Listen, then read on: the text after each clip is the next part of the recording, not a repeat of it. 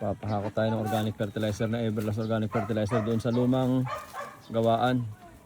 Pinaubos na natin. Sayang eh. Tagal na naka-imbak yan doon. Ito ay napaka-effective na pang-abono sa ating mga tanim. Pag sa palayan, kahit mga 10 sako lang hanggang 25 sako sa isang hektarya ang gamitin mo.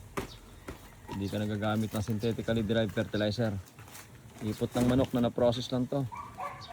Kung kayo gagawa, yung ipot ng manok, ipoprocess yun ng bioenzyme.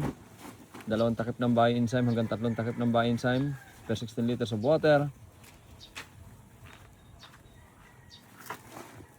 I-spray mo yung sariwang ipot ng manok, tapos kukulubin sa loob ng 15 days.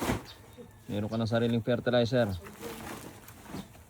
At kung may mga masisipag kang mga trabahador na kagaya nito, ay talaga naman hindi mo na kinakailangan ng imported na dumadaan pa ng Strait of Hormuz na mga synthetically derived fertilizer.